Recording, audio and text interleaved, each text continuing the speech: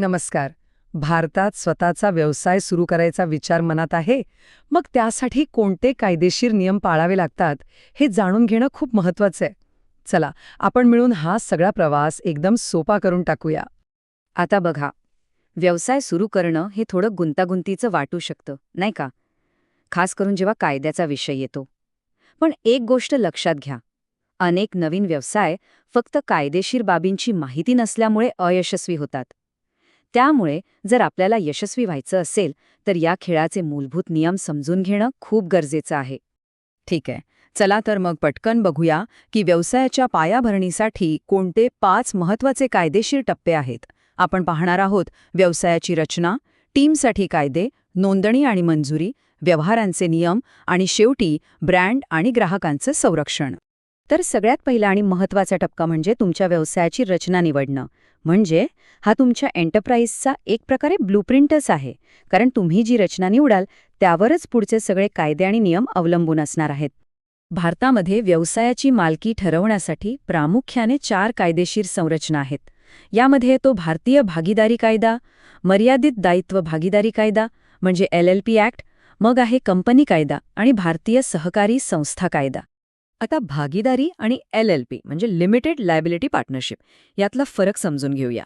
पारंपरिक भागीदारीमध्ये जी 1930च्या कायद्यानुसार चालते, 2 किंवा अधिक लोक नफा वाटून घेण्यासाठी एकत्र येतात. याउलट LLP जी 2008च्या कायद्यानुसार आहे, ती भागीदारीसारखीच लवचिक असते, पण सगळ्यात मोठा फायदा म्हणजे इथे भागीदारांची जबाबदारी मर्यादित असते. सोप्या भाषेत सांगायचं तर LLP तुमच्या वैयक्तिक मालमत्तेला व्यवसायाच्या कर्जापासून किंवा नुकसानीपासून सुरक्षित ठेवते. मग येतो कंपनीचा प्रकार. कंपनी कायदा काय म्हणतो की कंपनी ही कायद्याने तयार केलेली कृत्रिम व्यक्ती आहे. म्हणजे काय? तर कंपनीचं स्वतःचं एक वेगळं कायदेशीर अस्तित्व असतं, जे तिच्या मालकांपासून वेगळं आहे. तिला स्वतःचा शिक्का असतो आणि तिचं अस्तित्व कायम राहतं. यामुळे व्यवसायाला एक अधिक औपचारिक आणि संरक्षित स्वरूप मिळतं. बरं, एकदा का व्यवसायाची रचना निश्चित झाली की पुढचा महत्त्वाचा भाग येतो, तो म्हणजे तुमची टीम. हो, तुमच्या कर्मचाऱ्यांसाठी आणि कामाच्या ठिकाणासाठी कोणते कायदे आणि नियम लागू होतात हे जाणून घेणं अत्यंत आवश्यक आहे. यामध्ये काही प्रमुख कायदे आहेत, जसं की फॅक्टरीज ॲक्ट, जो कारखान्यांमधील आरोग्य आणि सुरक्षेची काळजी घेतो. मग आहे किमान वेतन कायदा, जो कामगारांना योग्य वेतन मिळावं हे पाहतो. कामगार संघटना आणि औद्योगिक विवादांसाठी वेगळे कायदे आहेत आणि वेळेवर पगार देण्यासाठी पेमेंट ऑफ वेजेस ॲक्ट आहे. खरं तर हे सगळे कायदे मिळून भारतातील कर्मचारी कल्याण आणि औद्योगिक संबंधांचा पाया रचतात. आणि याचं एक उत्तम उदाहरण म्हणजे फॅक्टरीज ॲक्ट, 1948 मधली ही तरतूद. बघा, जर एखाद्या कारखान्यात 500 किंवा त्याहून अधिक कामगार असतील तर तिथे एका कामगार कल्याण अधिकाऱ्याची नियुक्ती करणं बंधनकारक आहे. यावरून आपल्याला कळतं की कामगारांच्या कल्याणासाठी कायदे किती विशिष्ट आणि काटेकोर आहेत. चला आता तिसऱ्या टप्प्याकडे वळूया. फक्त कंपनी किंवा टीम असून भागत नाही, तर कायदेशीररित्या व्यवसाय चालवण्यासाठी काही महत्त्वाचे परवाने आणि मंजुऱ्या मिळवाव्या लागतात. यामध्ये काही नोंदण्या खूपच महत्त्वाच्या आहेत, जसं की शॉप्स अँड कमर्शियल इस्टॅब्लिशमेंट ॲक्टनुसार राज्य पातळीवर नोंदणी करणं अनिवार्य आहे. त्याचबरोबर जर तुमच्या व्यवसायामुळे पर्यावरणावर परिणाम होऊ शकत असेल तर प्रदूषण नियंत्रण कायद्याअंतर्गत मंजुरी प्रमाणपत्र घेणं गरजेचं आहे. आणि काही विशिष्ट उद्योगांसाठी औद्योगिक विकास आणि नियमन कायद्यानुसार परवाना लागतो. आता समजा प्रदूषण नियंत्रणाची मंजुरी घ्यायची आहे, तर त्याची एक प्रक्रिया असते.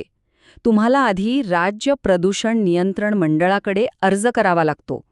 मग ते मंडळ चौकशी करतं आणि त्यानंतरच परवानगी मिळते किंवा नाकारली जाते.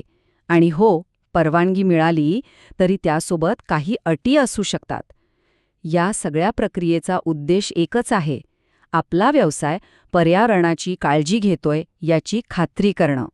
ठीक आहे, तर आता आपला व्यवसाय सुरू झालाय, नोंदणी झालीय. पण आता पुढचा महत्त्वाचा भाग म्हणजे रोजचे व्यवहार. हो, या दैनंदिन व्यवहारांवर नियंत्रण ठेवणाऱ्या कायद्यांना समजून घेणंही तितकंच महत्त्वाचं आहे. इथे काही प्रमुख व्यावसायिक कायदे आहेत. सगळ्यात महत्त्वाचं म्हणजे भारतीय करार कायदा 1872, जो कोणत्याही कराराला कायदेशीर बनवतो. मग वस्तूंच्या खरेदी विक्रीसाठी सेल्स ऑफ गुड्स ॲक्ट आहे. जर परदेशी गुंतवणूक किंवा व्यवहार असतील तर फेमा म्हणजे फिमा कायदा लागू होतो. आणि आजच्या डिजिटल युगात इलेक्ट्रॉनिक कागदपत्रांसाठी आणि सायबर गुन्हे रोखण्यासाठी इन्फॉर्मेशन टेक्नॉलॉजी ॲक्ट खूप महत्त्वाचा आहे.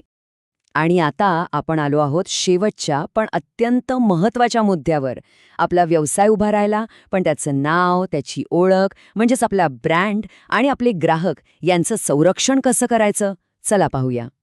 इथे एक संकल्पना येते, ती म्हणजे बौद्धिक संपदा किंवा इंटेलेक्च्युअल प्रॉपर्टी. म्हणजे काय, तर ही आपल्या बुद्धीतून निर्माण झालेली एक अमूर्त निर्मिती आहे. जसं की एखादं लेखन, डिझाईन, लोगो किंवा एखादा नवीन शोध. ही मालमत्ता डोळ्यांना दिसत नाही, पण तिचं व्यावसायिक मूल्य प्रचंड असतं. यात 2 महत्त्वाचे प्रकार आहेत, कॉपीराईट आणि ट्रेडमार्क. कॉपीराईट तुमच्या मूळ कलाकृती किंवा लेखनाचं संरक्षण करतं. हे संरक्षण निर्मात्याच्या मृत्यूनंतरही 50 वर्ष टिकतं. तर ट्रेडमार्क तुमच्या ब्रँडच्या ओळखीचं रक्षण करतं, जसं की तुमच्या कंपनीचा लोगो किंवा नाव.